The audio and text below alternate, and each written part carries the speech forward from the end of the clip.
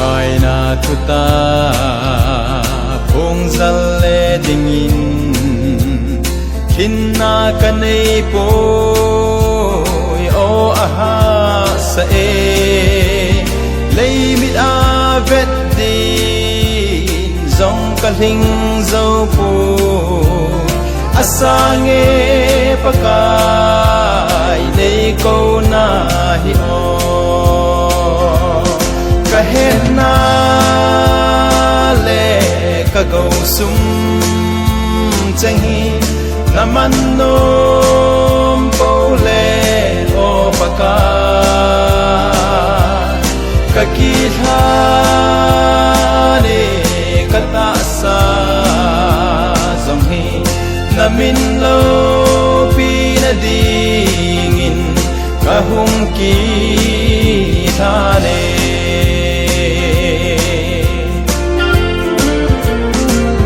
kai nei puidan ho hi asange nei puina tong lam hin sem tha singo nang ma min theng bo hi lo pi sing hen ka la u ba le chung nung pen hung kahet na le ka go sum chang hi naman nom ko le o pakai ka ki tha ne ka ta sa zong hi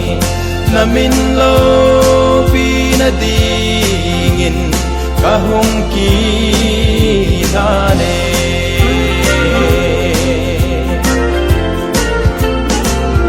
kai nei puina ka tung lam a hin ka to le ka tho sei sit na ho le ai mit sing mo lo thi ka the cheng hi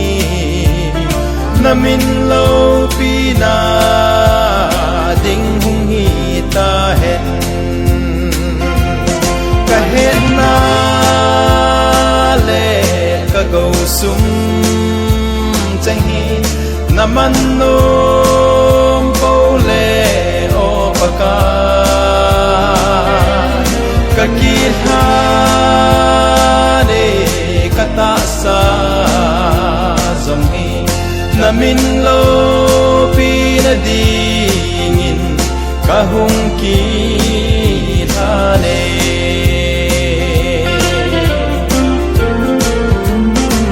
sit mi te hon ei pam pai zong le pakai nei then za lin ka ki pa e ka hin ko hat mo ta hin tho zong le ka hin ngai lut na san che na a hi kahet na le ka go sum chang hi naman nom po le o pakai ka ki tha ne ka ta sa zong hi namin lo pi na dingin ka hung ki tha ne namin lo pi na dingin ka hung ki